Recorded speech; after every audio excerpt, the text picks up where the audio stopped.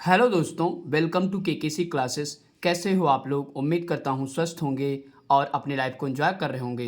दोस्तों, आज हम लोग क्लास 9th का टॉपिक पढ़ने वाले हैं, जीवन की मौलिक इकाई।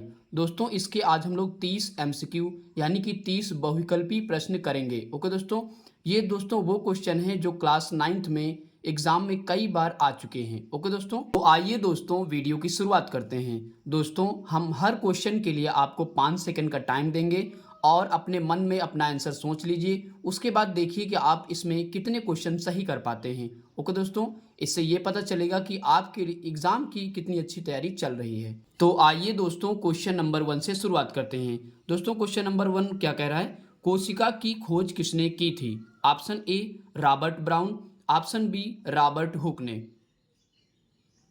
तो दोस्तों, यहाँ पे आपका टाइम खत्म हो चुका है। यहाँ पे ऑप्शन बी सही है, रॉबर्ट हुक ने की थी। यानी कि कोशिका की खोज किसने की थी? तो रॉबर्ट हुक ने की थी। ओके दोस्तों, इसके बाद दोस्तों नेक्स्ट क्वेश्चन पे चलते हैं। दूसरा क्वेश्चन दोस्तों हमारा क्या है? पौधों में जल का परिवहन होता है। पौधों में जल का परिवहन होता है। ऑप्शन ए जाइलम द्वारा, ऑप्शन बी स्टोमेटा द्वारा।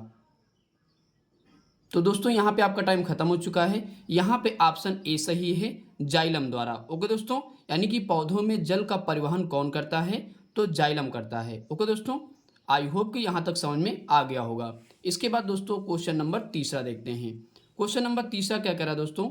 गुणसूत्र यानी कि क्रोमोसोम की रचना होती है। ऑप्शन ए डीएनए तथा प्रोटीन से, बी ऑप्शन है आरएनए तथा प्रोटीन से। तो दोस्तों, यहाँ पे आपका टाइम खत्म हो चुका है। ऑप्शन ए सही है, यानी कि गुणसूत्र की रचना किससे होती है मिलके? तो डीएनए तथा प्रोटीन से मिलके होती है। ओके दोस्तों, इसके बाद दोस्तों हम लोग क्वेश्चन नंबर चौथा करते हैं। क्वेश्चन नंबर चौथा क्या कह रहा है दोस्तों? केंद्रक की खोज किसने की थी? क्या कह रहा है क्वेश्चन? केंद्रक की खोज किसने की थी? ऑप्शन ए रॉबर्ट ब्राउन ने, या बी ऑप्शन है अल्टमैन ने। दोस्तों, यहाँ पे आपका टाइम खत्म हो चुका है। ऑप्शन यहाँ पे ए सही है, यानी कि केंद्रक की खोज किसने की थी? तो रॉबर्ट ब्राउन ने की थी। ओके दोस्तों, इसके बाद दोस्तों हम लोग अगले क्वेश्चन पे चलते हैं।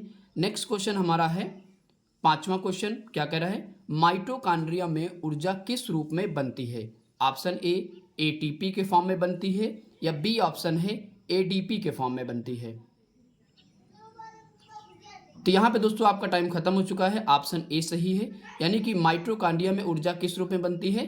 तो एटीपी के रूप में बनती है। ओके दोस्तों, एटीपी का दोस्तों फुल फॉर्म क्या होता है? एडिनोसिन ट्राईफॉस्फेट होता है। ओके दोस्तों, क्या होता है?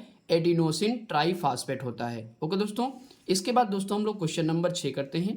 क्वेश्चन नंबर 6 क्या करा दोस्तों? कोशिका का बिजली घर है, यानी कि कोशिका का बिजली घर किसे कहते हैं? ऑप्शन ए है केंद्रक को, बी ऑप्शन है माइटोकॉन्ड्रिया को।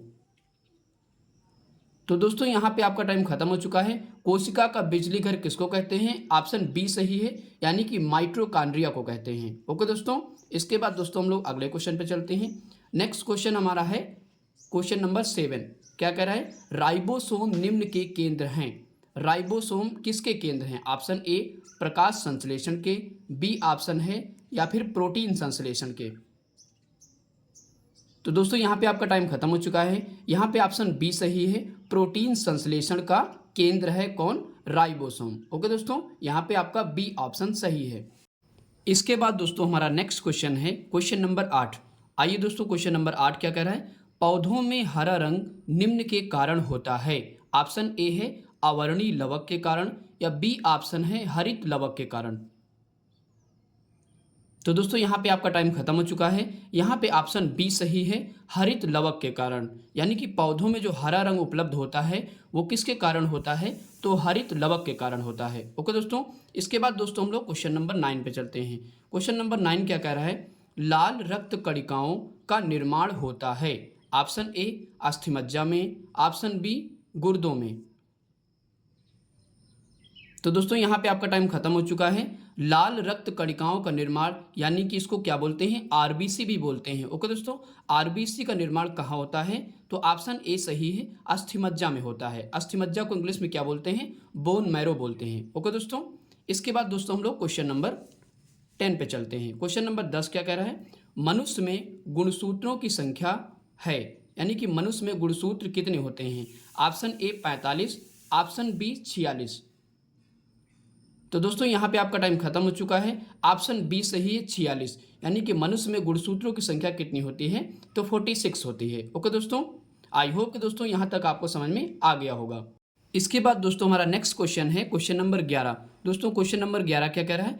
कोशिका सिद्धांत का प्रतिपादन किसने किया था? ऑप्शन ए है स्लाइडेन एवं स्वान ने, बी ऑप्शन है रॉबर्ट हुक ने। तो दोस्तों यहाँ पे आपका टाइम खत्म हो चुका है। यहाँ पे ऑप्शन ए सही है, स्लाइडेन एवं स्वान ने किया था। यानी कि कोशिका सिद्धांत का प्रतिपादन किसने किया था? तो स्लाइडेन एवं स्वान ने किया था। ऑप्शन यहाँ पे ए सही है। ओके दोस्तों, इसके बाद दोस्तों क्वेश्चन नंबर 12 पे आते हैं। क्वेश्चन नंबर 12 क्या कर रहा है? मानव शरीर की सबसे बड़ी कोशिका है। ऑप्शन ए गुर्दे की कोशिका, ऑप्शन बी तंत्रिका कोशिका। तो दोस्तों यहाँ पे आपका टाइम खत्म हो चुका है। ऑप्शन यहाँ पे बी सही है, तंत्रिका कोशिका। दोस्तों इसको नर्वस सिस्टम भी बोलते हैं। ओके दोस्तों, मानव शरीर की सबसे बड़ी कोशिका कौन सी है? तो तंत्रिका कोशिका होगी। ओके दोस्तों, इसके बाद दोस्तों हम लोग क्वेश्चन नंबर 13 करते हैं। क्वेश्चन नंबर 13 क्या कह रहा है? जीव के शरीर की रचनात्मक एवं कार्यात्मक इकाई क्या है? ऑप्शन ए कोशिका, ऑप्शन बी जीव द्रव्य। तो दोस्तों यहाँ पे आपका टाइम खत्म हो चुका है। ऑप्शन यहाँ पे ए सही है, यानी कि जीव के शरीर की रचनात्मक एवं कार्यात्मक इकाई कौन सी होती है? तो कोशिका होती है। ओके दोस्तों, इसके बाद दोस्तों हम लोग क्वेश्चन नंबर 14 पे चलते हैं।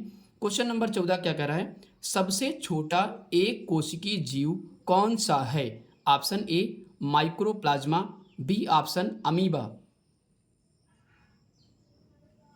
दोस्तों यहाँ पे टाइम खत्म हो चुका है। ऑप्शन ए सही है, माइक्रोप्लाज्मा होता है। ओके दोस्तों, यानी कि सबसे छोटा एक कोशिकीय जीव कौन सा होता है? तो माइक्रोप्लाज्मा ऑप्शन में हमारा ए सही है। ओके दोस्तों, इसके बाद दोस्तों हम लोग क्वेश्चन नंबर 15 पे चलते हैं। दोस्तों क्वेश्चन नंबर 15 क्या कह रहा है? आत्महत्या की थैली किसको कहते हैं? ऑप्शन ए राइबोसोम को, ऑप्शन बी लाइसोसोम को। तो दोस्तों यहाँ पे टाइम खत्म हो चुका है।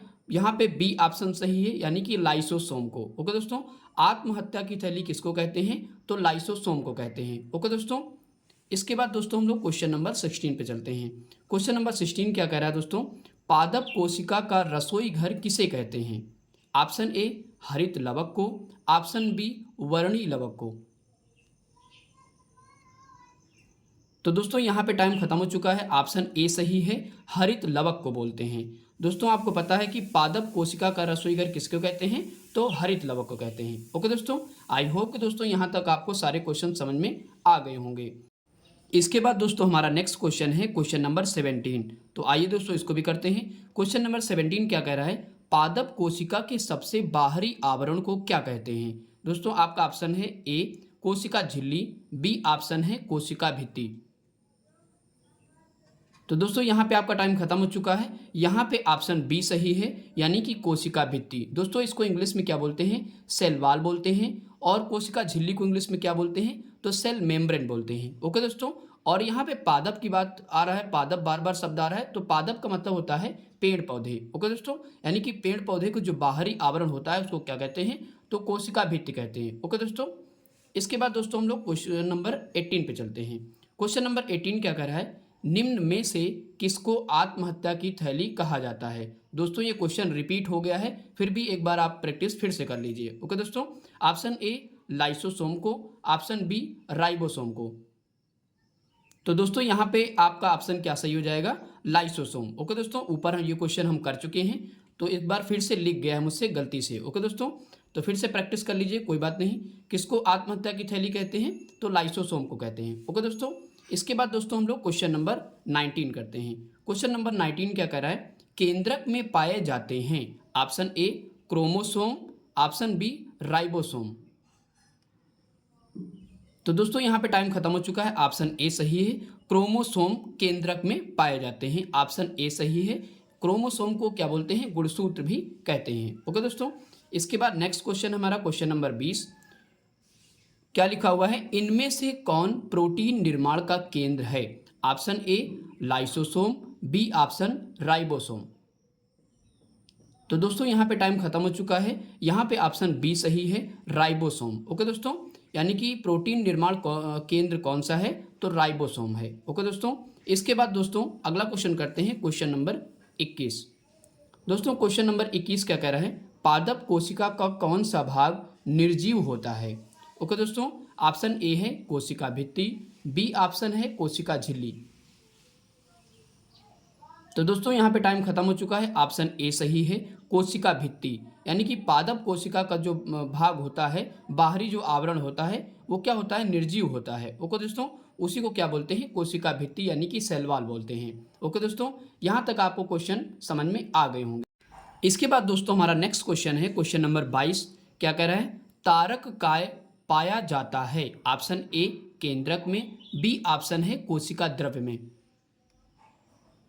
तो दोस्तों यहाँ पे आपका टाइम खत्म हो चुका है। यहाँ पे ऑप्शन बी सही है, यानी कि कोशिका द्रव्य में। तारक काय कहाँ पाया जाता है, तो कोशिका द्रव्य में पाया जाता है। ओके दोस्तों, इसके बाद दोस्तों क्वेश्चन नंबर हमारा है 23। क्वेश्चन नंबर 23 क्या कह रहा है, पीले, नारंगी अथवा लाल रंग के रंजकों में कौन सा पदार्थ पाया जाता है। ऑप्शन ए सैफ्रानिन, ऑप्शन बी है कैरोटीन। तो दोस्तों यहाँ पे टाइम खत्म हो चुका है, ऑप्शन बी सही है, यानी कि कैरोटीन। कैरोटीन जो दोस्तों होता है वो पीले, नारंगी अथवा लाल रंगों के रंजक में पाया जाता है। ओके दोस्तों, इसके बाद दोस्तों हमारा क्वेश्चन अगला है, क्वेश्चन नंबर 24। प्रत्येक जीवधारी की सूक्ष्मतम इकाई है। ऑप्शन ए कोशिका, ऑप्शन बी ऊतक। तो दोस्तों यहाँ पे टाइम खत्म हो चुका है। यहाँ पे ऑप्शन ए सही है, यानी कि प्रत्येक जीवधारी की सूक्ष्मतम इकाई क्या होती है, कोशिका होती है। दोस्तों आपको पता है कि हमारा जो शरीर है वो छोटी छोटी कोशिकाओं से मिलकर बना होता है, और बहुत सी कोशिकाएं मिलके ऊतक का निर्माण करती हैं, और बहुत से ऊतक मिलके एक अंग का निर्माण करते हैं। ओके दोस्तों, और बहुत से अंग मिलके पूरी शरीर का निर्माण कर देते हैं। यही जो होता है प्रोसेस होता है। ओके दोस्तों, इसके बाद दोस्तों हम लोग क्वेश्चन नंबर 25 पे आते हैं। क्वेश्चन नंबर 25 क्या कह रहा है, जंतु कोशिका में नहीं पाई जाती है। ऑप्शन ए गुणसूत्र, ऑप्शन बी कोशिका भित्ति।